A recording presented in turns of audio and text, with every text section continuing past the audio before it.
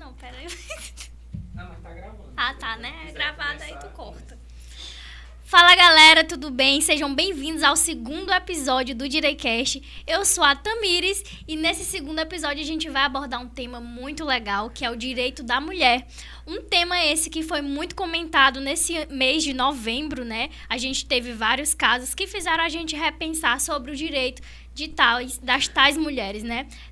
Tivemos o caso da Ana Hickman, que repercutiu muito esse mês, da Patrícia Ramos. Também tivemos o tema da redação do Enem divulgado nesse mês de novembro, né? Então, estamos aqui com a convidada que vai falar sobre esse assunto. Fala aí, Alan.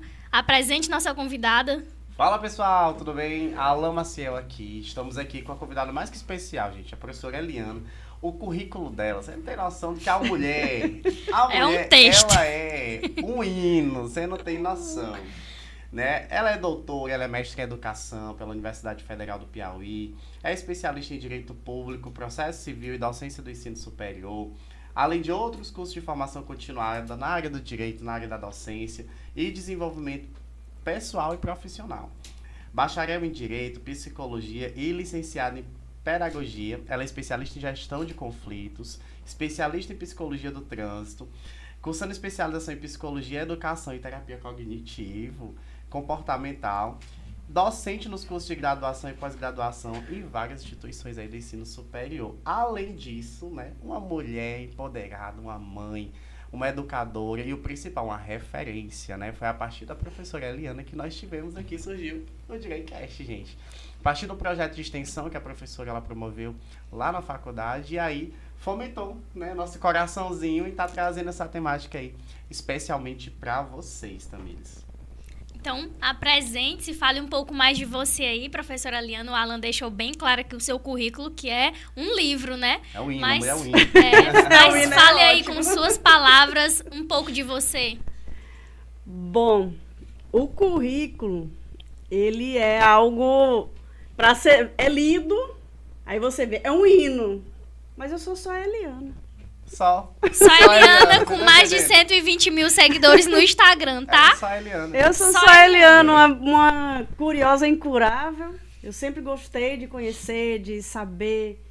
E tudo isso aí foi fruto de curiosidade. Ah, vou saber como é que é. E aí, não saber como é que é, entrei no mundo da docência, que eu acho que é um mundo mais propício para a gente descobrir coisas e conteúdos e, mais do que isso, lidar com pessoas, né? Eu digo muito que a sala de aula é uma caixinha de surpresas. A gente nunca sabe o que vai acontecer lá dentro. E eu costumo dizer isso, meu currículo é o currículo de uma mulher curiosa, né? Sou uma mulher de 50 anos, né? Então, quando eu olho para trás assim, caraca, eu passei mais da metade da minha vida estudando. Mas muito feliz, porque hoje eu digo, eu sou só a Eliana, sou só uma mulher curiosa, que gosta de estudar, que gosta de ler. Apenas, só a Eliana, gente. Só a um hino. Eliana. Bom, gente, professores, sejam muito bem-vindos ao nosso Direicast. Hoje nós traremos temas, assim, importantíssimos, como o Tamires já bem falou. E polêmicos, né? Também. Temas polêmicos porque também. Sempre, se não tiver polêmica, não é o Direicast. Não é o Direicast, né?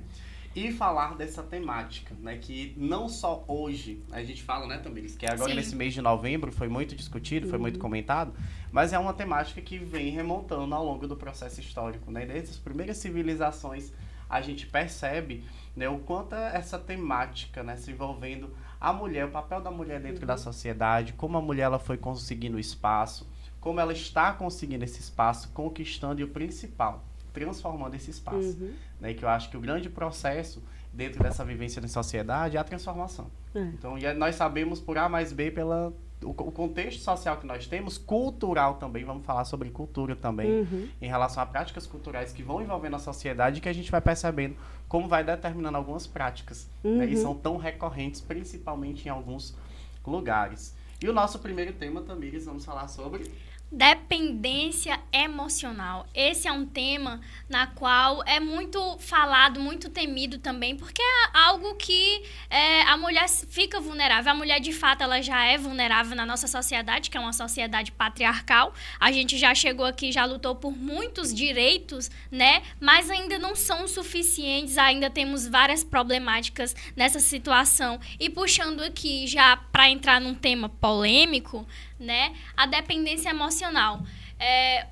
Assim, na minha opinião, eu vou falar um pouco, né, o que eu acho sobre, e eu quero que a senhora complemente depois pra gente entrar nas perguntas. Eu acredito que a questão da dependência emocional esteja ligado a vários fatores, sim, óbvio. Mas, na minha opinião, eu acho que uma das principais, acho que o que movimenta ali, assim, essa dependência emocional seria a questão familiar, né? Porque, assim, a gente nasce e o primeiro contato ali é com a família. E aqui no Brasil, as nossas famílias, elas não são completas, não são uma família, assim, de pai, mãe. E eu vi uma entrevista recentemente onde uma psicóloga falava, né? Aliás, foi no TikTok, porque quando eu comecei a pesquisar sobre, né, pra vir aqui e saber sobre o assunto, começou a aparecer várias entrevistas. E ela falava, né, numa entrevista, que o seguinte, que a maioria dessas mulheres que desenvolvem dependência emocional é porque não tiveram ali uma assistência paterna ou ali um algo mais, e procuram, né, esse conforto e acabam ficando dependentes. A senhora acha que essa situação de as mulheres, de algumas mulheres, né, no caso, por crescer sem pai ali só no âmbito da mãe, elas procuram ficarem dependentes, ficarem vulneráveis a homens e desenvolver essa dependência emocional? O que a senhora acha? Olha, esse entendimento é um tanto quanto delicado, tá? A dependência emocional, ela é a dependência emocional, na psicologia, ela é um transtorno mental. Transtorno de dependência emocional. O que causa? É multifatorial. O ambiente, traumas, relações de abandono, né? E não há uma determinante. É porque não tem pai. Eu penso que afirmar, porque não tem pai, vai desenvolver a dependência emocional. Existem muitas pessoas que foram criadas sem pai e não desenvolveram a dependência emocional. Inclusive, eu sou uma delas. Meu pai, ele faleceu, eu era muito jovem, fui criada somente pela minha mãe, pela minha avó e pela minha tia, né? Tive alguns relacionamentos em que eu me doava demais, mas eu acredito não ser uma dependência emocional em si, né? Porque hoje eu me encontro superadíssima. E é bacana, Tamires, lembrar que essa questão da dependência emocional, a gente fala tanto de dependência emocional, mas esse quadro clínico, ele tem que ser dado por orientação por profissional, né? Psiquiatra ou psicólogo. Isso, hoje tá bem comum todo mundo falar, eu sou dependente emocional, eu tenho essa dependência. Mas é um quadro, gente, que a gente precisa entender e colocar a importância do profissional, exatamente, né? Aí do laudo profissional para ter esse contexto. O que eu particularmente penso sobre, quando eu ouço alguém falando assim? Na verdade, as pessoas, a gente vive numa sociedade tão superficial, né? Aí traz aí o Bauman, né? A sociedade líquida, de relações líquidas, fluidas. E a gente... Então, não é só para a mulher que tem dependência. Porque o transtorno, ele é democrático, é para todo mundo, né? É para todo mundo. E a gente esquece um pouco de procurar se entender, suprir os nossos vazios, suprir as nossas necessidades. Então, às vezes, canaliza para alguém que a gente admira, que a gente gosta, por medo de ser abandonada. Existe dentro da literatura médica, né, existe uns livros que catalogam as doenças, né? E tem um que a gente usa na psicologia, né, que é feito pela Associação de Psiquiatria Americana, que é o DSM. E lá no DSM traz alguns sintomas. Então, quando você vai ao psiquiatra, vai ao psicólogo, vai haver aquela conversa clínica para fazer um diagnóstico. E aí sim, você realmente tem o transtorno de dependência emocional, terapia, se for o caso, medicação. Aí você, mas é porque eu dependo emocionalmente de alguém, é porque eu gosto muito de alguém, mas não significa dizer que seja, tá? Às vezes você é alguém que gosta de estar acompanhado, mas não significa dizer que você tenha o transtorno. E aí eu costumo dizer com muita frequência, eu acho que a mulher, o homem também, em situações até mais graves, né? Os índices de suicídio feitos por homens, por exemplo, que têm questões emocionais não resolvidas e por uma resistência muito grande de fazer terapia, é bem mais alto quando a gente fala do gênero feminino, né? Há uma certa resistência em procurar se conhecer. Eu tenho um jargão que eu falo muito, autoconhecimento liberta. Quando eu sei quais são as minhas necessidades, eu não canalizo para comportamentos que são disfuncionais. Então, você pode ter o medo de ser abandonada. É uma dor humana, o medo da rejeição, o medo do abandono. Por que o ser humano quer? O ser humano quer ser reconhecido, aceito e amado por quem ele ama, por quem ele gosta. Isso em vários espaços sociais. Ninguém gosta de ser rejeitado. E isso causa uma dor. Se você for rejeitado, se você for abandonado por alguém que você gosta, que você respeita, que você considera, isso vai te causar uma dor. E isso é dependência emocional? Não necessariamente. Você simplesmente, ou simplesmente não, porque também não é simples, né? Você está com uma dor emocional que pode ser trabalhada, você pode fazer terapia, você pode ressignificar, você pode superar. Então, quando a gente fala da dependência emocional, a gente fala hoje muito no senso comum, mas ela é um transtorno. A gente fala, por exemplo, e a gente entra, que é um dos aspectos também da ansiedade. Todo mundo hoje, a gente fala muito sobre ansiedade, mas existe uma ansiedade natural, porque faz parte da natureza humana. Assim como a alegria, a tristeza, né? E outras emoções, né? Faz parte. Quem não fica ansioso... Eu tava ansiosa pra chegar e aqui, ó, gente, como é que vai ser esse negócio? E dar o show, né? Ela tava ansiosa pra dar o show. Tá bom. Vou aceitar. Mas você fica ansioso. Agora, quando ela se torna patológica, aí é outra história. Então, você pode ficar triste, você pode se sentir abandonado. Eu até fiz aqui uma colinha e eu anotei aqui alguns sintomas que o DSM traz. O medo de ser abandonado, necessidade exagerada de aprovação. Mas todos nós gostamos de ser aprovados. Né? Ter o reconhecimento de quem nós somos nos lugares que a gente anda. Quem é que não gosta? Né? Dificuldade de tomar decisões sem orientação dos outros. Então, existem pessoas... Você pode ter uma dúvida. Alan tem uma dúvida, pergunta, Tamires, o que você acha? Aí a Tamires vai dar a opinião, você toma uma decisão. Quem tem esse transtorno tem uma dificuldade imensa de tomar uma decisão. Imensa, ela não consegue. Ela vive o tempo inteiro em busca de apoio, ela fica o tempo todo em busca de alguém que dê o suporte para ela tomar uma decisão, que às vezes é uma decisão simples. Até de autoafirmação, né? De autoafirmação que tem a ver com a autoestima, né? Geralmente, quem tem esse transtorno tem uma baixa autoestima. E a autoestima tem alguns pilares, né? O autoconceito, a autoeficácia, né? A autoconsciência. Então, quem é dependente emocional, que tem isso como um transtorno, é muito complexo. Ela não consegue se ver como alguém digna de ser amada. Então, ela está o tempo todo em busca desse reconhecimento, desse amor. Né?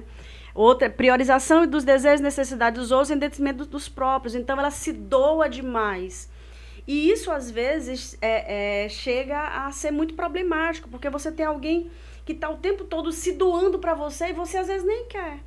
E aí nós somos humanos, então... Você tem aquela pessoa o tempo todo se doando para você, entregando tudo para você, fazendo tudo por você, e tem hora que você não quer. Aí vem a problemática. Você não gosta de mim, você me abandonou. Você não me aceita mais. Então, os relacionamentos com pessoas que têm o transtorno de dependência emocional, ele é muito difícil. E aí, qual é a grande questão? É você fazer terapia. Era isso que eu ia lhe perguntar, né? Quais são os primeiros passos que uma pessoa com dependência emocional ela pode tomar para começar ali uma linha de tratamento para poder sair ou pelo menos amenizar, né, essa questão da dependência emocional em outra pessoa. Qual seria ali Ela os precisa caminhos? primeiro reconhecer.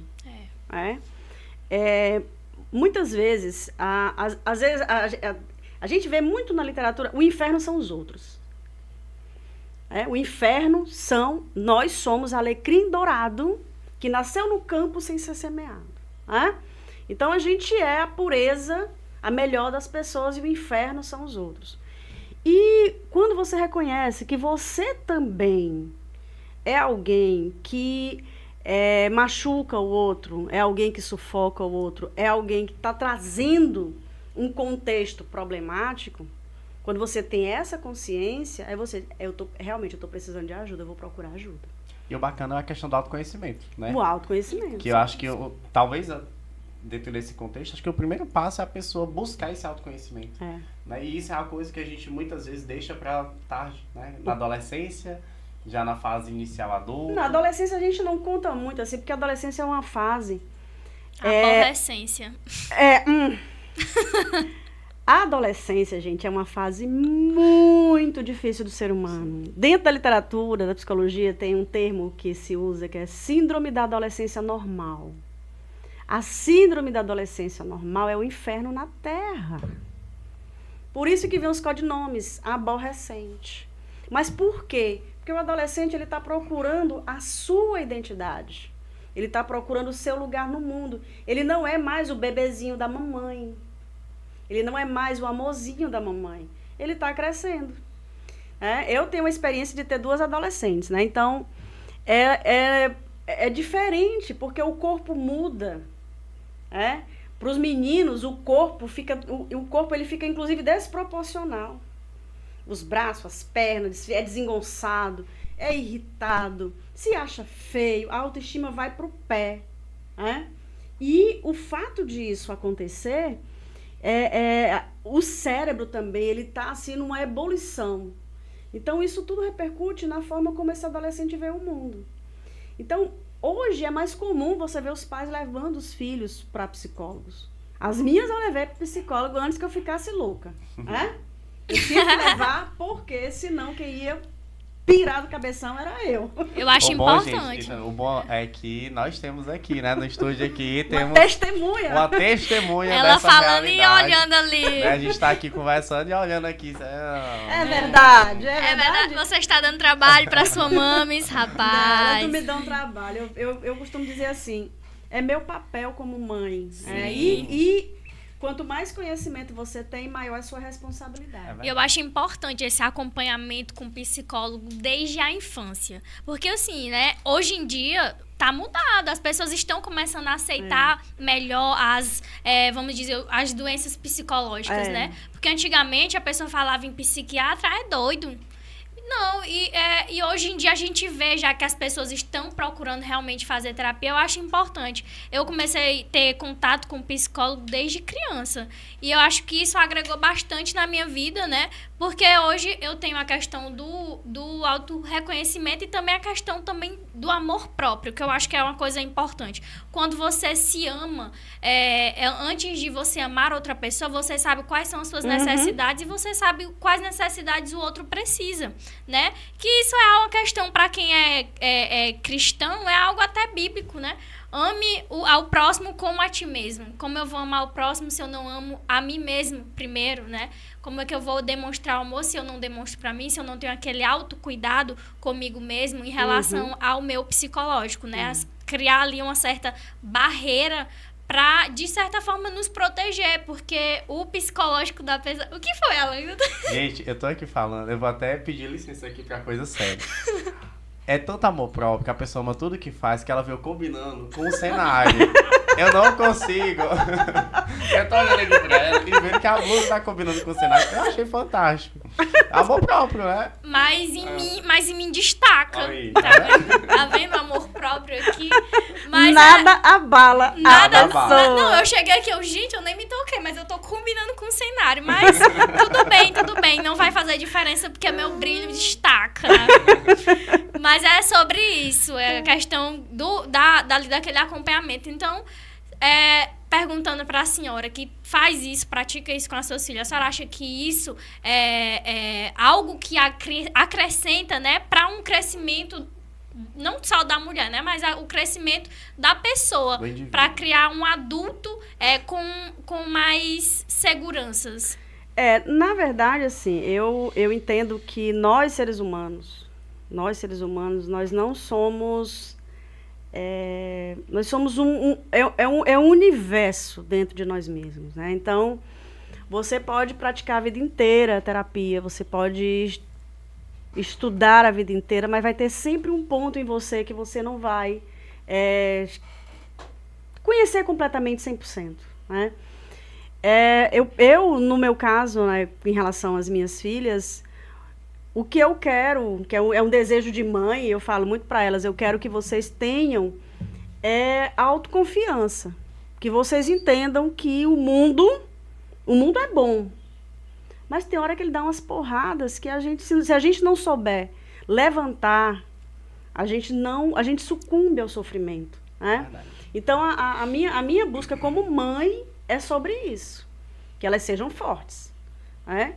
Mas não significa dizer que não chore, que não expresse sentimentos. Até porque é normal. É normal, mas que sejam fortes. Uma vez na vida, você sentar ali, pensar, chorar, colocar tudo pra fora. Faz bem chorar. Acho que quando você começa a guardar aquilo, tentar dar uma de forte, todo o tempo, acaba que uma hora desmorona. Então, você construindo aquilo ali aos poucos, chorar um dia não faz mal pra ninguém. Chorar não significa que você é fraco, fraco. Já ia não falar significa isso. Uma das frases que a gente mais ouve recentemente, seja forte e corajosa, né? Seja forte e corajosa, seja forte e corajosa. Seja forte e corajosa. Coincidentemente, eu comprei um imã, no Museu da Manhã.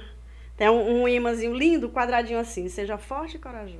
E é bacana você falando dessa questão da adolescência, né? Da transformação, das fases que acontecem, como vão acontecendo. Puxando um pouquinho agora pro campo feminino, né? Pro lado da mulher. Nós sabemos que na fase da adolescência, homens e mulheres têm processos biológicos em relação ao desenvolvimento de maneira diferente. A mulher, a gente percebe que ela amadurece um pouco mais rápido, né? Dentro da escola a gente percebe muito isso, né? Os meninos ainda com aquelas brincadeiras, as meninas, ai meu Deus, que meninos, que crianças, ai meu Deus. E a gente percebe que tem essa, né? Essa pequena diferença. Eu sou mãe de meninas, eu vejo esses comentários. Ai, meu Deus, que menino chato, meu Deus, pelo amor de Deus. Em relação a isso, a dependência emocional, seria atribuída assim, talvez, hoje, falando de uma forma geral, estamos falando de uma forma abrangente, mas puxando um pouco mais agora para a mulher. Talvez isso, a criação, o processo de maturação, a cultura, né, cultural brasileira, ela proporciona um pezinho a ser tendencioso para uma dependência. Eu não vou nem falar de dependência emocional, porque você já falou que é algo do transtorno e tudo. Mas talvez essa carência afetiva em relação a depositar a minha talvez vida comportamento alguém, de submissão. Né? Comportamento de submissão. Ou muitas vezes a gente fala de dependência emocional, às vezes só quando fala de mulher, atrela logo a relacionamento afetivo, né? O marido, algo do tipo.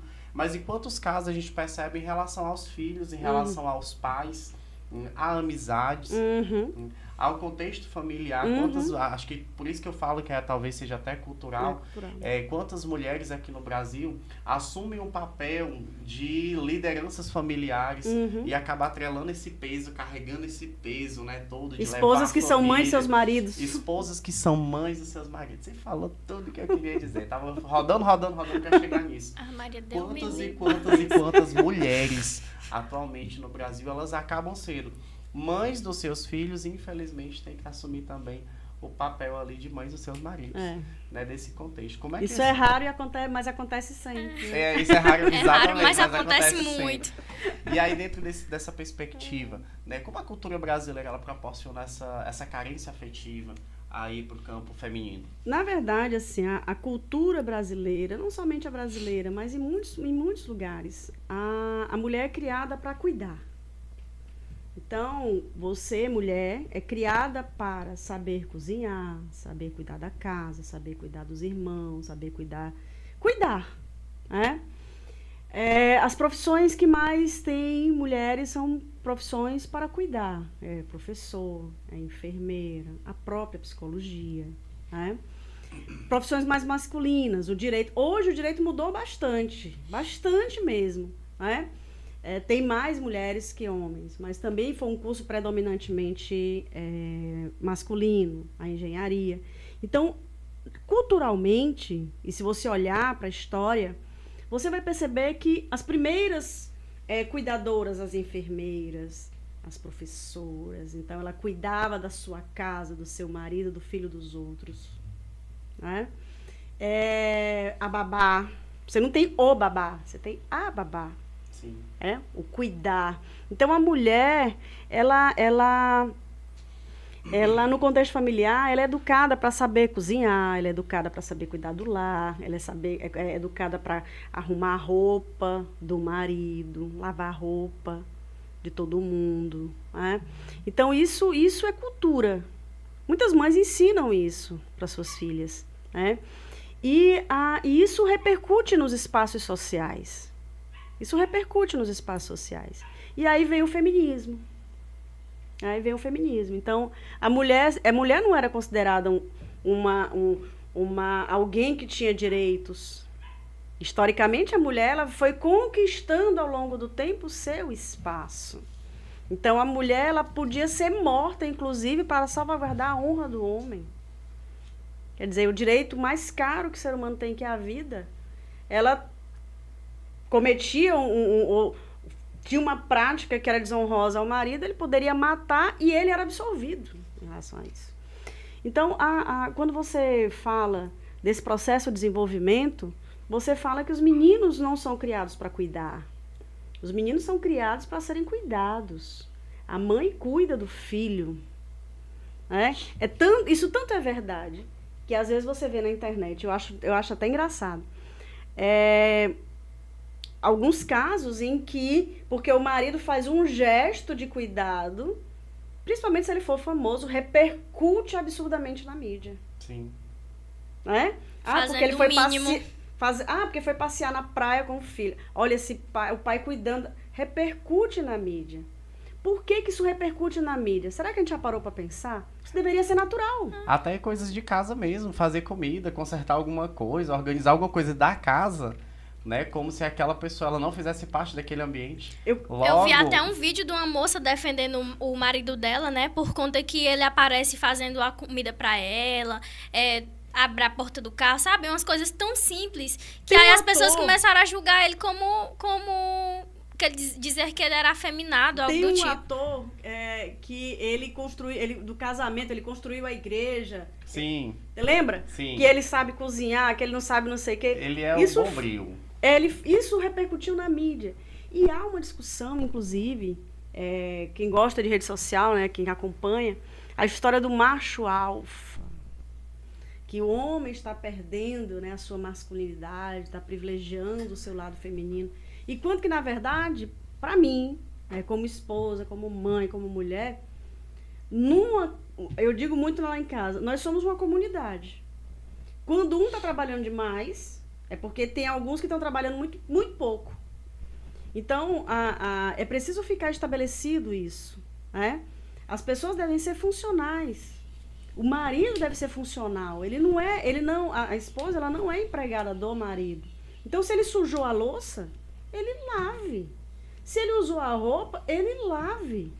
E se ele tiver mais tempo que a esposa, que faça também por ela. Né? E isso faz com que a relação seja equilibrada. Mas o que culturalmente se ensina para a mulher? Que a mulher ela tem que cuidar. Então, quando ela casa, ela vem o marido, e aí ela vai cuidar das roupas do marido, cuidar das coisas do marido, fazer a janta do marido. Né? E depois que ela fizer tudo isso, ela vai cuidar da vida dela. Eu lembro,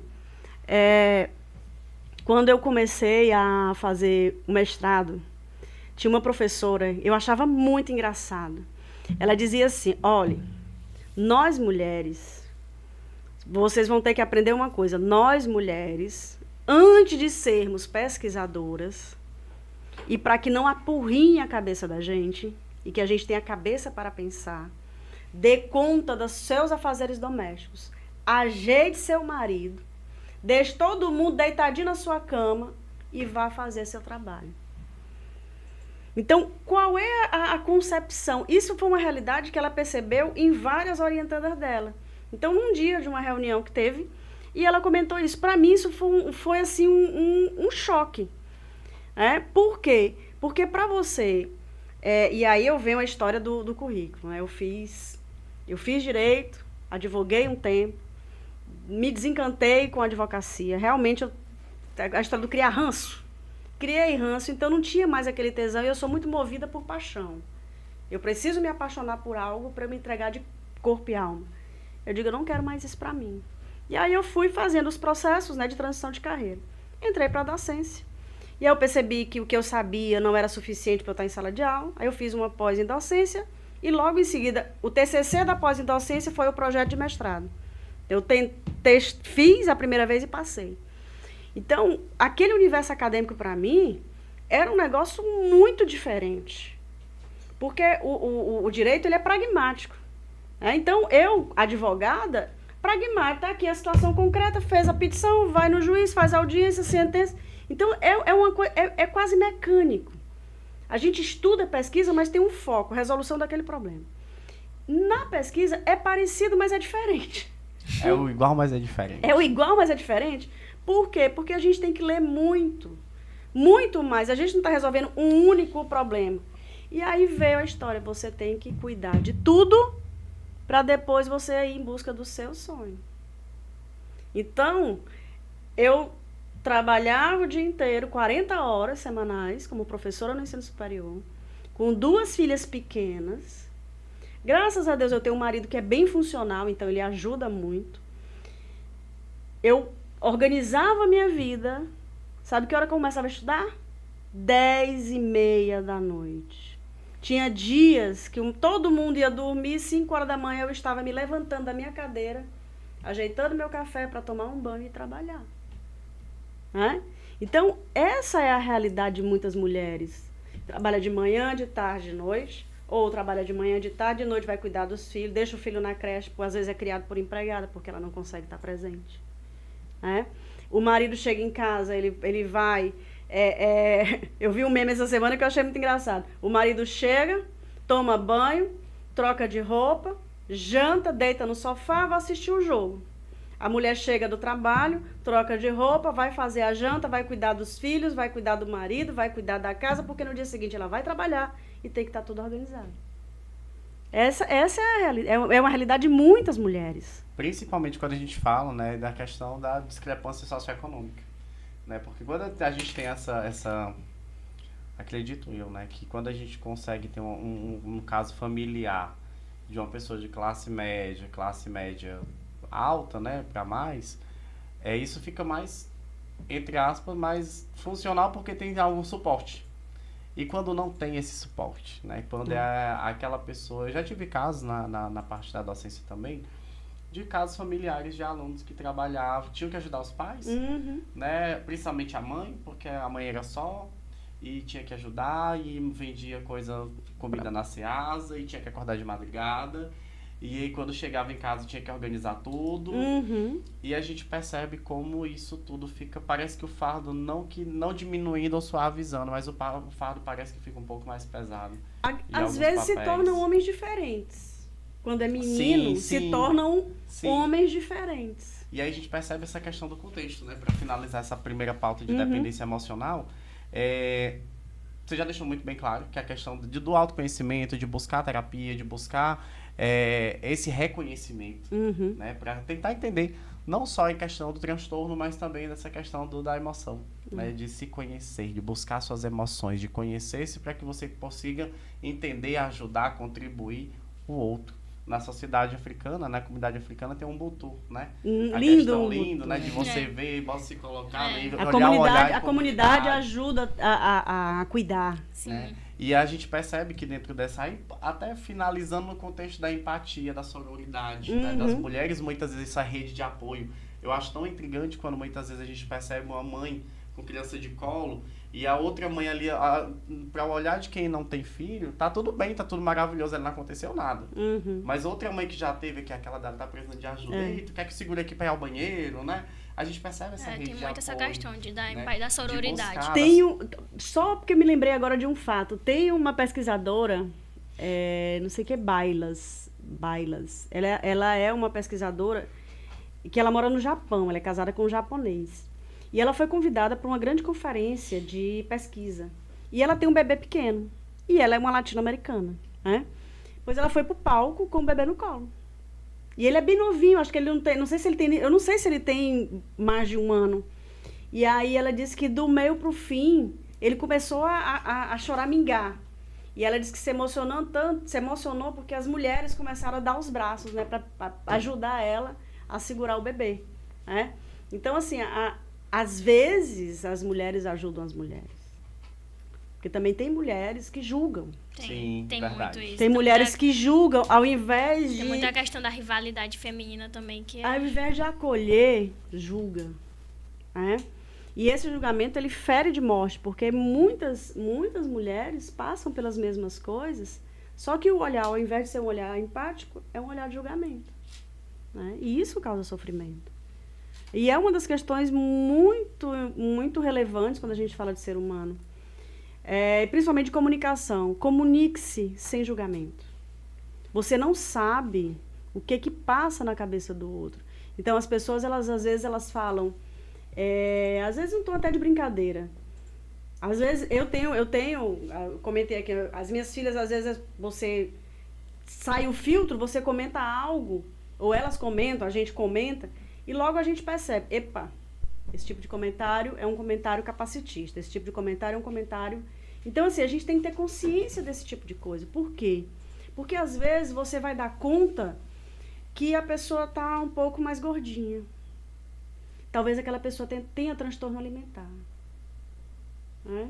Aí você vai dar conta de que aquela pessoa tem tal característica. E, às vezes, aquela característica para ela é motivo de vergonha. E muitas vezes as características são atribuídas de maneira negativa. Negativo. É muito difícil. Eu acho que vocês devem concordar comigo, você que está aí assistindo deve também, com certeza, concordar. Quando a gente vê uma pessoa feliz, é sinal de loucura. Mas parece um doido ali. Meu Deus do céu. Quando você vê uma pessoa triste, aquele outro, o olhar pesa, né? Fulano tá muito triste, tá zangado. Nunca tá bom. Nunca tá bom. As características negativas, ou talvez nem características negativas, o nosso dia. Não é todo dia que a gente tá bem, não é todo dia que você acorda bem. E tá tudo bem. E tá tudo maravilhoso. Acho que também a questão da internet contribui muito com isso, né? Porque a pessoa, ela posta ali uma vida perfeita, um corpo perfeito, que a maioria das vezes, gente, é edição, tá? Eu mesma, às vezes, ali acho uma manchinha, eu vou lá e... Dá aquela velha consertada. Da velha consertada. Não sou obrigada. Não existe um corpo perfeito. Eu fiquei muito triste não sei se vocês viram, aquela moça, ela foi fazer uma cirurgia de lipo no joelho. Eu nunca nem ouvi falar. Eu também não. Uma pessoa, minha gente, joelho. E aí todo mundo ficou, mas ela era perfeita. Mas era isso, mas ela não precisava disso. Falaram isso depois que aconteceu. Mas antes estavam pessoas criticando. Ave Maria, esse joelho gordo, esse joelho dessa forma. A ditadura da beleza. Então, acho que a questão da internet ali, daquele julgamento, aquela pressão social da vida perfeita, contribui muito com isso também, na questão do... Aí vem a história do autoconhecimento. Exatamente. Para vocês verem quanto que o autoconhecimento é importante. Então, pratiquem. Vocês, não só mulheres, homens também que estejam assistindo, pratiquem a questão do autoconhecimento. Porque autoconhecimento nunca é demais, né? Conhecimento é poder. E a gente, é libertador. Libertador. O autoconhecimento liberta. A educação, ela liberta. Quando a gente conhece, quando a gente pesquisa, quando a gente busca, a gente acaba tendo esse olhar de liberdade mesmo. E puxando, aí você falou do autoconhecimento, falamos, a Tamires pontuou muito bem a questão da internet, né? De como a internet ela influencia, determina muitas coisas. Você falou da ditadura da beleza. Vamos para um outro assunto, Tamires. Polêmico. Bem polêmico, que recentemente a mídia, ela tá batendo forte. Acredito eu que não por questão de estar tão em evidência, mas por agora falarmos sem medo, que é a questão dos relacionamentos tóxicos. Né? E relacionamento tóxico, já que estamos pontuando aí a questão da mulher em si, quantas mulheres que estão nos assistindo já vivenciaram relacionamentos tóxicos sem perceber? Quantas mulheres já passaram por tipos de silêncio, foram silenciadas, né? Foram silenciadas, onde elas precisavam ter mais voz, onde era o momento de gritar para todo mundo ouvir. Né? E essa relação, hoje, acredito eu que até puxando o gancho aqui da Tamires, pela rede social, as redes sociais, a internet, ela tem esse poder. Eu até falo, faca com duas pontas, né? O caminho de duas mãos. Faca de dois legumes. Isso. A gente acaba percebendo com muitas, talvez, a exposição. E aí nós tivemos relacionamentos recentemente, como o caso aí da Ana Hickman, da Patrícia Ramos, né? Sim. A influenciadora lá digital, a apresentadora. E vários outros casos que se a gente fosse pontuar aí em relação a relacionamento Esses são tóxico. casos que... Nós mesmos, na nossa mesmos. vida. E aí eu vou dar até um exemplo antigo, que não é do meu tempo. Naquele tempo. Da filha da Glória Pérez, Uhum. né, da Carla Pérez, que teve aquele relacionamento com aquele rapaz e aquela coisa toda. E acabou morrendo. Né? Então, falar um pouco sobre relacionamento tóxico. Qual é o tipo de efeito, né? Que efeitos esse relacionamento pode trazer para o psicológico da mulher? De que maneira ele pode vir? Como é que podemos identificar logo no início que os indícios de um relacionamento tóxico? Características, as né, características de um básicas relacionamento de um relacionamento tóxico. O relacionamento tóxico não é só o relacionamento afetivo. Sim. Né? Pode ser no trabalho, pode ser na família, Em qualquer lugar. Em qualquer lugar. O relacionamento tóxico, o relacionamento abusivo. Né? Tem diferença, professora? É só nomenclatura. Só nomenclatura. Porque eu costumo dizer assim, eu posso ser a abusadora. Né? Você pode ser o abusador. Você pode ser. O que faz com que a gente evite o relacionamento tóxico ou o relacionamento abusivo, primeiro é saber quais são os limites que você dá ao outro para se relacionar. Eu tenho uma frase que eu uso muito, o limite de como o outro me trata, quem dá sou eu. E por que que isso acontece? Porque muitas vezes a gente tem que estabelecer eu me conheço a tal ponto de não permitir que você brinque comigo sobre determinados assuntos. E eu me conheço a tal ponto que eu desenvolvo uma linguagem que eu digo para você, Alan, não gostei, não quero mais que você fale comigo dessa forma, nem sobre esse assunto. Você entendeu? Então, esse tipo de comportamento é um comportamento que não é um comportamento comum. Porque muitas vezes você vai dizer assim, olha, eu não gostei de falar comigo não, tá? Não fale mais comigo não. Pode ser assim. Só que essa forma não é a forma mais adequada. Então, os relacionamentos tóxicos ou os relacionamentos abusivos, eles aparecem com características bem próprias. Controle excessivo. Manipulação emocional. As pessoas que são manipuladoras, elas envolvem você que elas são capazes de fazer com que você acredite que você errou, quando na verdade você é a vítima. Né? Existem amizades que você pensa que é uma amizade genuína e é um relacionamento abusivo. Você vai... Vamos considerar, você tem uma amiga e vocês saem para vários lugares. Você até acha que essa amiga tem uma certa sinceridade com você, mas quando na verdade ela está te manipulando e ela está arrebentando com a tua autoestima. Só que como você não se conhece e você não tem essa capacidade também de percepção do comportamento abusivo do outro, você aceita, você se submete e a tua autoestima vai pro pé. Olha aí a questão do autoconhecimento de novo. Eu costumo dizer o seguinte, eu tenho cabelo branco desde 20 e poucos anos de idade. Mas eu nunca assumi meus cabelos brancos porque, muito nova, não vou deixar esse cabelo branco aparecer. E você percebe que o meu cabelo ele é bem mesclado. Então, quando foi uma pandemia, eu sempre fui uma mulher que eu nunca gostei muito de perder muito tempo em salão. Né? Pode chamar de feia, do jeito que quiser, tô nem aí. Né?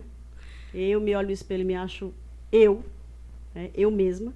Um hino. O hino. Então, quando eu comecei a deixar o cabelo ficar branco, eu recebi muitos comentários. Muitos comentários. E se eu tivesse me importado com esses comentários, eu não teria assumido essa característica que hoje é uma característica minha. Eu me olho no espelho, eu não consigo mais me ver com os cabelos pretos.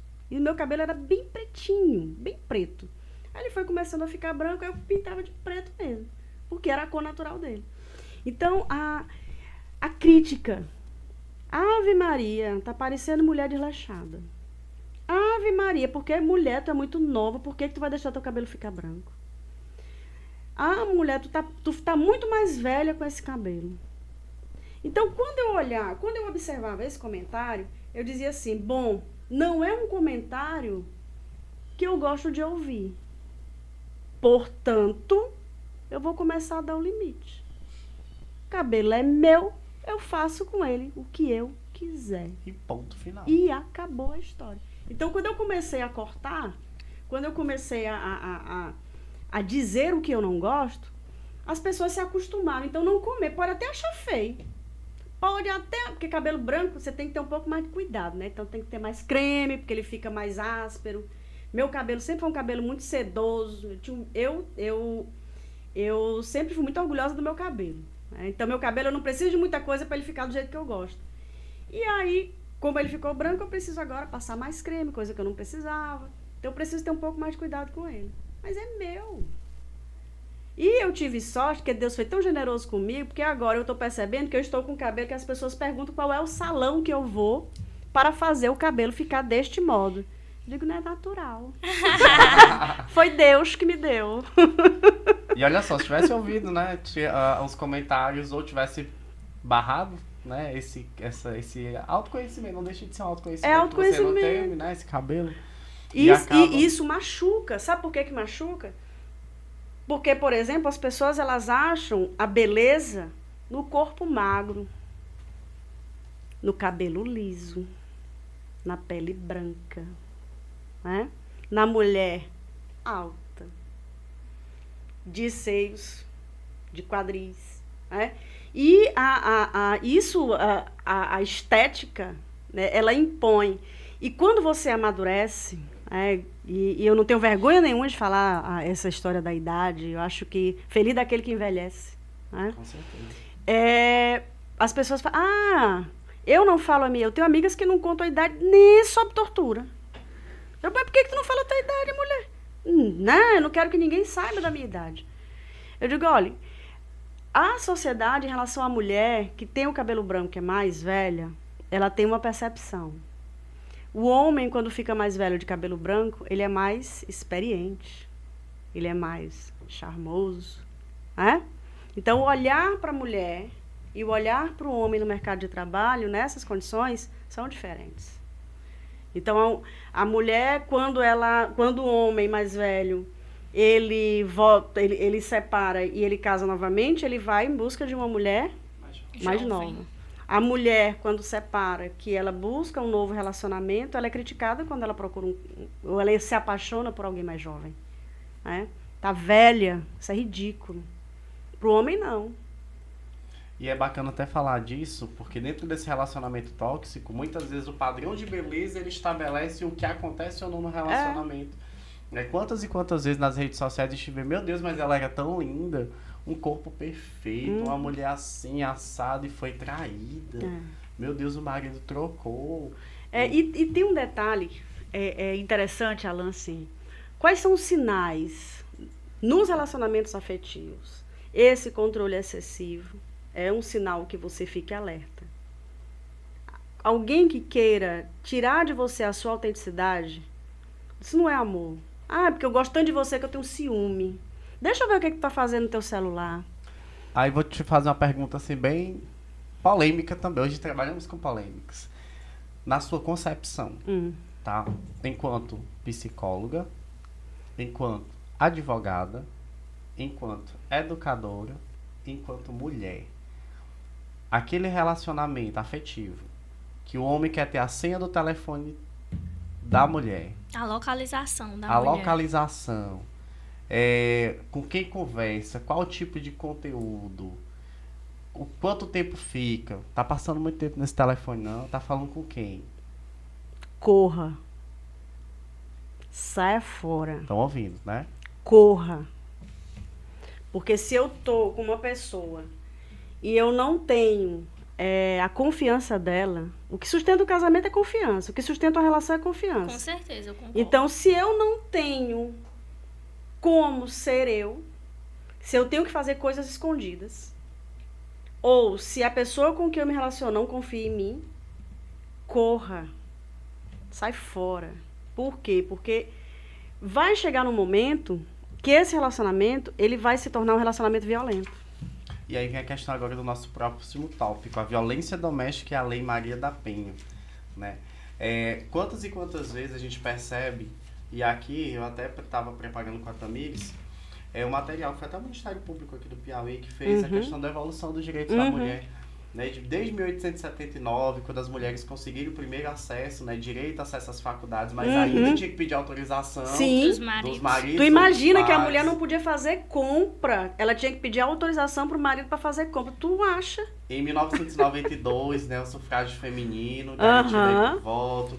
1960, onde nós tivemos aí a criação e comercialização da pílula anticoncepcional, né, e, gente, 1960. E detalhe, imagina só, 1960 criou e comercializou a pílula anticoncepcional. Para a mulher ter a coragem de comprar na sociedade preconceituosa. Até hoje. A revolução sexual, né? As épocas aí de Woodstock, etc. 1962, criado o Estatuto da Mulher Casada, né? Da Lei 4.121, onde tinha, né, as mudanças na época em relação às garantias femininas, né, baseada aí no Código Civil de 1916, que estava trazendo essa nova reformulação, que retirou a obrigatoriedade, né, da autorização do marido para trabalhar, concedeu o direito à herança, de requerimento da guarda dos filhos e estendeu às mulheres o poder familiar, que antes ele era apenas restrito aos homens. Né, em 1977, tivemos aí a Lei do Divórcio, né, a Lei 6.515, lá de 1977, onde se tornou uma opção legal, que até então, né, não se tinha. Ainda quando tinha, né, basicamente teve esse amparo legal, mas o preconceito ainda é bastante grande. Em 1985, a primeira delegacia da mulher, né, lá na cidade de São Paulo, a primeira DAM, né, Delegacia Especializada em Apoio à Mulher. E aí, acredito eu, tantos essas motivações que tiveram, deram início para uma pauta a estarmos hoje. Né? Acho que a Maria da Penha foi o que eclodiu, assim, o plim do negócio, o boom. E aí eu fico perguntando, se não tivesse tido a Lei Maria da Penha, se não tivesse tido o caso Maria da Penha? O caso Maria da Penha é muito emblemático, porque é o seguinte, o Estado brasileiro, ele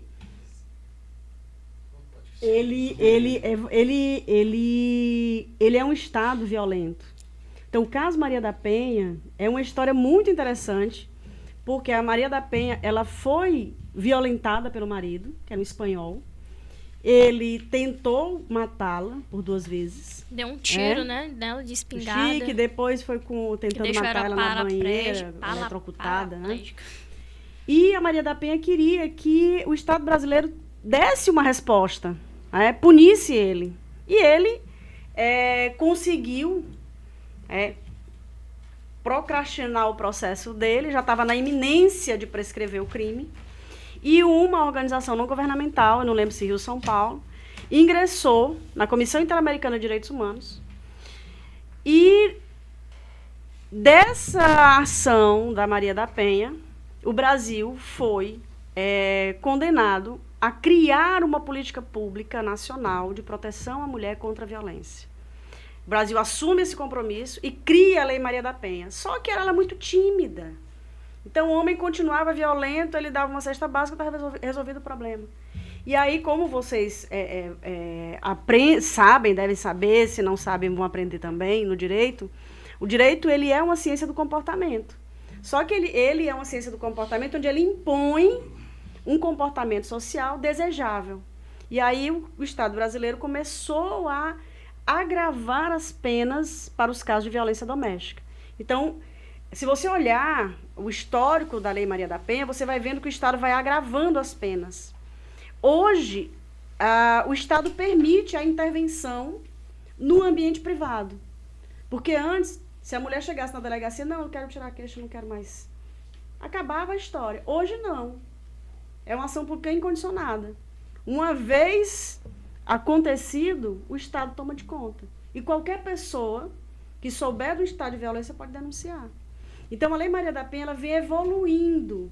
Ela auxiliou a essa perspectiva cultural brasileira de uma política pública voltada para as mulheres contra a violência doméstica. Então, ao longo da história, ela vem sendo aperfeiçoada com o agravamento da penalidade. Eu fiz um compilado aqui das legislações que protegem a mulher contra vários tipos de violência, né? A Lei Maria da Penha, que é a Lei 11.340 de 2006, então ela vem sendo melhorada ao longo do tempo, com várias outras leis que vão modificando seus artigos. A Lei do Feminicídio, que passou a ser um tipo penal, não é mais uma qualificadora, houve uma mudança recente. Né? A Lei do Assédio Sexual, que é também para proteger a mulher contra o assédio sexual, que é a Lei 10.224 de 2001. A Lei do Stalking, que é uma violência em que a mulher ela é perseguida, né? Ela é perseguida pelo fato de ser mulher, né? A Lei da Importunação Sexual, que também é algo que a mulher sofre bastante em razão disso. Lei do Planejamento Familiar, onde garante o acesso à informação e a métodos anticoncepcionais. A Lei da Cirurgia Plástica Reparadora em caso de violência. A Lei do Atendimento Integral à Saúde das Mulheres Vítimas de Violência Sexual. Então, veja que um país que tem a quantidade de leis que tem... E a maior parte da população feminina. Com a maior parte da população feminina, tem uma estrutura legal para proteger a mulher da violência. Quando que ela deveria ser livre para conviver. E aí vem até a questão da própria Constituição, né? Que foi apenas em 1988 que mulheres e homens foram considerados aí legalmente, né? Iguais. Mas ainda não são. Ainda não são. Na lei, né? Como a gente estuda muito, né? Na lei. Tá na lei. No papel ali, mas na prática. Né? A revogação dos dispositivos previstos aí em CLT, né? A Lei 7.855, onde vem trabalhar essa questão das consolidações das leis trabalhistas, e aí em relação à rescisão do trabalho feminino. Né? Em 94, a Convenção Belém do Pará, que trabalha essa ideia de prevenir, punir, né? E erradicar a violência contra a mulher. Acho que talvez foi o primeiro momento assim, de vamos parar, pensar e dialogar em relação Tem uma anterior a ela, que é a Convenção Internacional de Proteção das Mulheres contra a Violência Doméstica. Aqui no Brasil? Ela é uma convenção internacional que o Brasil é signatário, e essa também é uma convenção internacional. Sim. Que o Brasil é signatário, só que dentro da perspectiva da América Latina. Em 1997, o crescimento da mulher na política, a lei, né, que vai aí a 9.504, que trabalha essa questão de ter uma quantidade mínima, né, de mulheres participantes dentro da questão da política. Essa daqui, as cotas. Mim, é o mais absurdo. Em 2002, gente, a falta de virgindade deixa de ser causa de anulação do casamento. Gente, como é que pode? A Lei 10.406. Engraçado, né? Que para o homem não era dentro do Código Civil. Você falou aí da questão da 2006, né? A Lei Maria da Penha, 11.340. Que foi ganhando espaço, ganhando notoriedade. 2015, a Lei do Feminicídio. 2018, a importunação sexual. Em 2019, as alterações previstas dentro da Maria da Penha, né, as leis 13.836, 13.878, 13.880, Veja o tanto que ela foi modificada. Né, traz aí os principais dispositivos que foram alterados. Em 2020, as alterações novamente da Maria da Penha, a Lei 13.984, que acrescentou as duas novas medidas protetivas em relação né, de urgência, inserida nos novos incisos do artigo 22. E, por último, mais não menos importante, a questão da visibilidade feminina, né? De como isso tudo é amparado e muitas mulheres não conhecem. Eu acho que é por isso que o Ministério Público, né, e através do NUPEVID, Núcleo de Promotorias de Justiça e de Defesa da Mulher Vítima da Violência Doméstica e Familiar, criou esse material. Mulher, conheça seus direitos. né? Quantas mulheres não sabem do que devem, do que têm direito, de como podem estar colocando, e o principal, de como pode ser evitado muitas coisas. E aí a gente entra agora para a questão dos casos, né? Na mídia, recentemente, o caso da Ana Hickman, o caso da Patrícia Ramos, que a gente tira como ponto de partida em relação a essa questão de violências, né? Tivemos o caso daquela atriz, a Carolina Dickmann, né? Em relação às fotos vazadas. E aí, Tamires? Eu queria só voltar aqui a algumas coisas que eu queria ressaltar, né? A Lei Maria da Penha, ela foi ali de inicialmente um baque para todas as mulheres positivo, né? Porque uma mulher precisar processar o Estado Brasil para poder surgir uma lei que protegesse as mulheres, sendo que a maior população do Brasil é constada por mulheres. Então, realmente, eu acho que ainda tem muitas coisas que podem ainda mudar, modificar na lei. Porque, assim,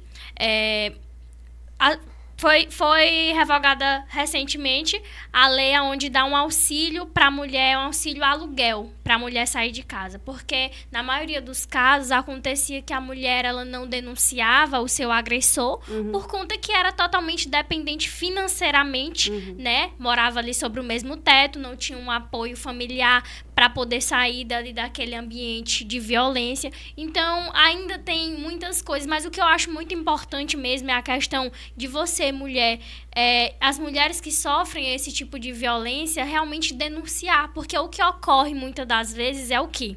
Que eu já presenciei certos casos, professora, que é o seguinte, pelo fato de ter aquela relação amorosa, né? Falando aqui da questão amorosa, porque a Lei Maria da Penha, ela abrange também coabitação e sangue. Mas aqui, voltando para a questão amorosa, que é o que é mais difícil de lidar, é que as mulheres não denunciam por medo mesmo ali, ou de perder, ou porque acreditam que essa pessoa vai mudar novamente. A questão da falta de autoconhecimento, de merecer algo melhor do que aquilo, né? Não somente. Não somente, mas que falta, né? Recentemente, eu presenciei um caso de uma mulher que ela trabalhava, né? E no trabalho dela começaram a exigir maquiagem, né? E aí, quando ela chegava em casa, o marido dela começou a discutir, a insinuar, fazer insinuações, né? Que ela estava tendo um caso, porque ela estava indo maquiada para o trabalho. E acabou que ocorreu a violência. Ali chegou feita a violência mesmo. E aí, ele, pai dos filhos dela, né? Não quis denunciar. Não denunciou, só pediu que ele saísse de casa, ele foi embora, alugou uma casa ao lado da dela, mas ela não fez a denúncia. E aí, quando foi agora, ele veio com um pedido de guarda das crianças e foi lá na defensoria, né? Fez a caveira dela, porque disse que ela era uma mãe negligente, que ela batia nas crianças e tudo mais, e não contou o real motivo ali da separação, né? Então, como isso afetou isso em relação... Ele pediu guarda...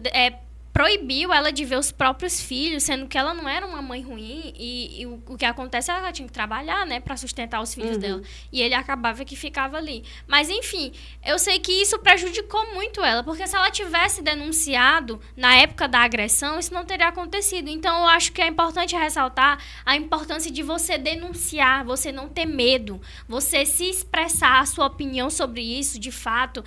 Eu não sei se você viu, aqui em Teresina também ocorreu um caso que ficou muito famoso, de uma jovem que ela era, acho que manicure, alguma coisa assim, que ela levou mais de 20 facadas do ex-marido dela. Mais de 20 facadas. E aí, esse mês de novembro, justo, o indivíduo foi solto, né? Então, ali eu sigo ela no Instagram, eu vi ali a indignação dela. E aí, acaba que isso amedronta, né, as mulheres. Então, acredito que o Estado, ele devia, mesmo com esse tanto de lei, deveria ser mais rígido em relação a isso. Porque...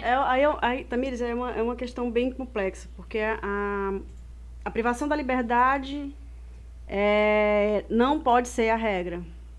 Então, os direitos dele como cidadão devem ser respeitados.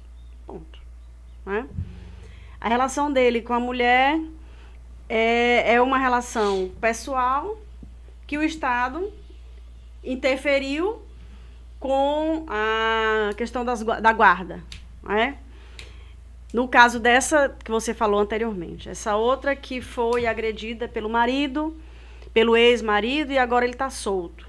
Isso, de fato, amedronta. Uma questão muito complexa. Por quê? Porque são relações humanas. E essa questão da violência, esse ciclo da violência que envolve essas questões da violência doméstica é um negócio... existe um padrão. Academicamente, já tem estudos, né? Existe um padrão, um ciclo da violência, pedido de perdão, a lua de mel, a violência novamente, e o ciclo vai se repetindo, né? E o ciclo vai se repetindo. E dado como uma certa naturalidade, né? E fosse natural. E é algo que, em razão da autonomia da vontade que todos nós temos, né? A mulher, ela pode, inclusive, depois de sofrer uma grande violência, voltar para o marido. O Estado não impede que isso aconteça. O que o Estado faz? Houve a denúncia, houve a violência, o Estado vai lá, é crime, ele vai lá e impõe aquilo que ele está autorizado a fazer.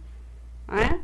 Então, é uma questão extremamente complexa quando a gente fala da violência contra a mulher. E uma questão que eu, particularmente, eu penso muito sobre isso. Antes de qualquer relacionamento, entrar em qualquer relacionamento, você precisa se conhecer. Com certeza. E os primeiros sinais de relacionamento abusivo, corra. É como aqui, voltando no caso da Ana Hickman novamente, né? Eu assisti a entrevista dela e ela fala que ele era muito protetor dela. Ele afastou ela da família. Exatamente. Queria controlar dela. Queria controlar ali toda a rotina dela, ir pra academia. Tudo isso é violência. Então, assim, professora, sua opinião. A senhora acha que a questão da violência você pode evitar começando ali num relacionamento tóxico? E só fazendo um adendo em relação a da Ana Hickman, eu lembrei que já começou com a idade dela, né? Ela casou com 16 anos. 16 e eu lembro, anos. tem uma entrevista que ela dizia assim, que queria casar porque ela queria viajar. Sim, eu assisti essa entrevista. Ela queria viajar. Que ela tinha que ter, né, essa questão do responsável, a família não poderia. E ele seria essa pessoa. Então, assim, ela partilhava um pouco da vida privada dela no YouTube e muitos comportamentos violentos.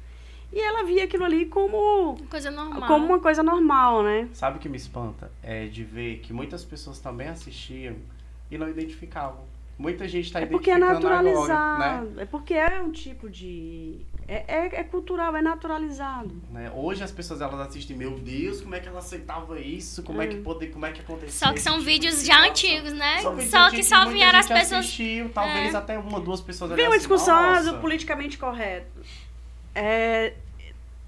O que é errado é errado. O que é errado é errado. Então, às vezes, naturaliza o comportamento de um homem agressor. Mas é porque ele é assim.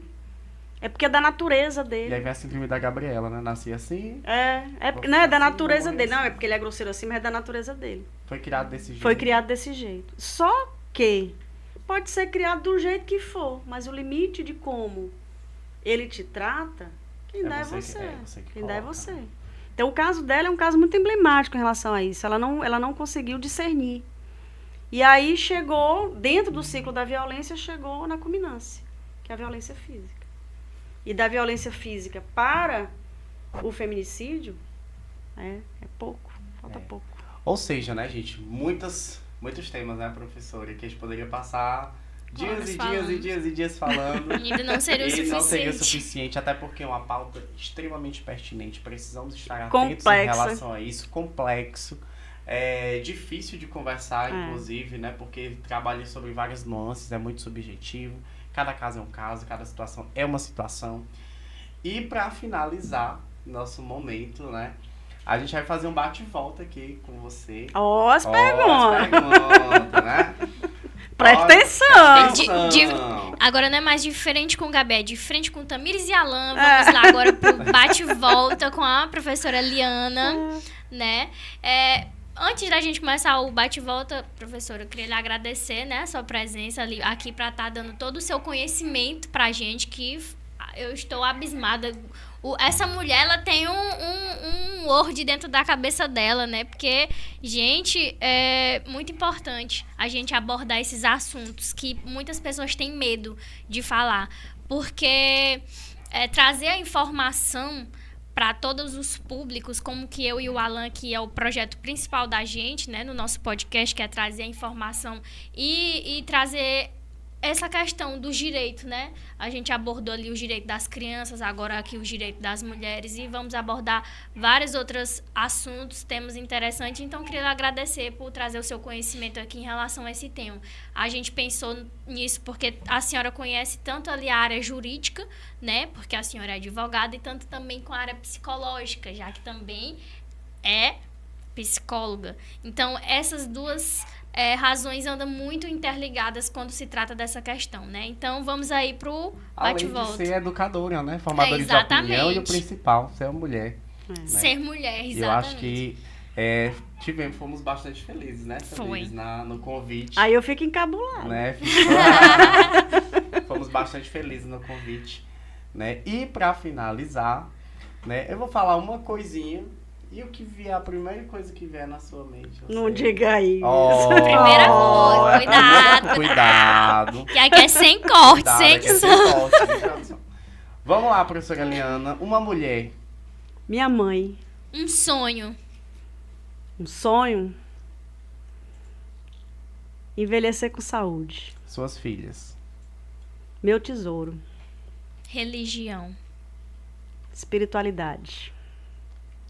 Advocacia. A advocacia?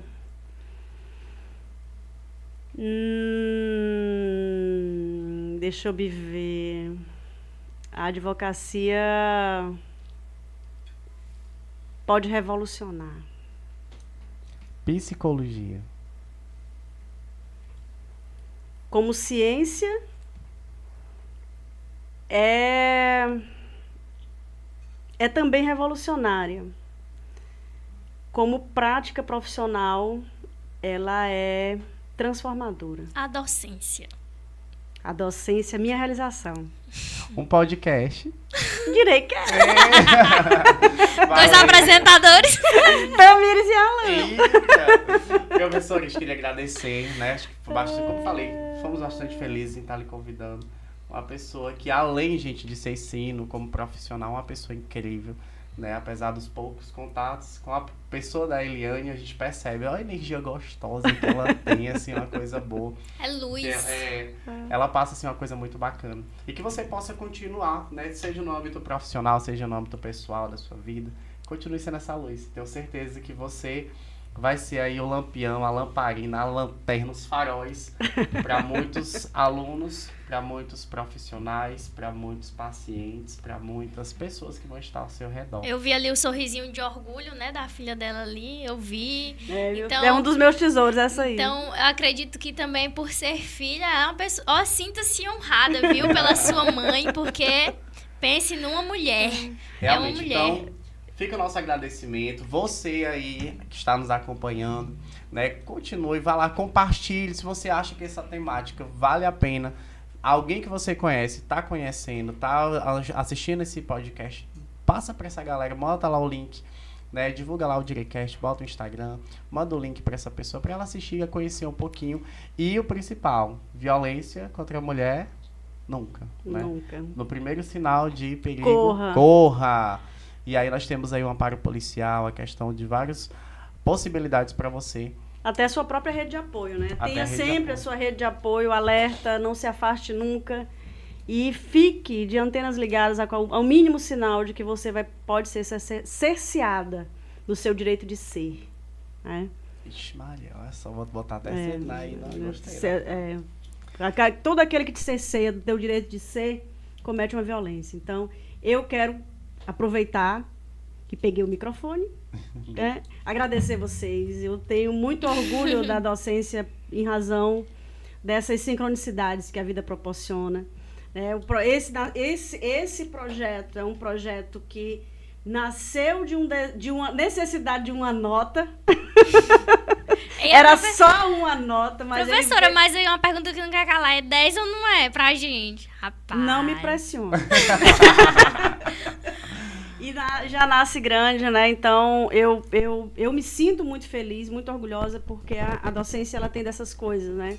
Quando você constrói algo e que isso frutifica de uma forma positiva e que teu aluno faça algo que ele goste, queira e que contribua socialmente, eu acho que esse é o maior legado que um professor pode ter. Você é professor e você sabe disso.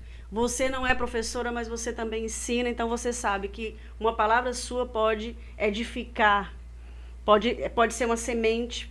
E esse projeto é um projeto que eu sinto muito orgulho, faço questão de falar para todo mundo dizendo que eu tenho os melhores alunos e eu parabenizo vocês pela ideia, parabenizo vocês pelo cuidado, né, pela coragem. A gente que lida com rede social, a gente sabe que tem que ter coragem para estar aqui. Né? Tem muita gente com a língua grande que merece ser cortada, mas tudo bem. Muito obrigada, gente, pela oportunidade. E quem gostar, quiser conhecer um pouco mais sobre mim, a Eliana, segue lá também no meu Instagram, Eliana Freire. Eliana Freire, eu tirei o psi, deixei só a Eliana Freire. Vá lá e acompanhe, que tem muitas reflexões. É isso aí, gente. Para você que quer conhecer mais sobre a Eliana, ela deixou aí o Instagram, também vou estar deixando na tela. Eliana Freire, eu e o Alan, @Alan Maciel, @Alan Tamires, @Direicast. E não se esqueça de se inscrever no canal, apertar o sininho de notificação para toda vez que chegar vídeo novo no nosso canal, vocês estarem por dentro, tá bom? E é isso, e até o próximo episódio. Valeu! Obrigada, gente!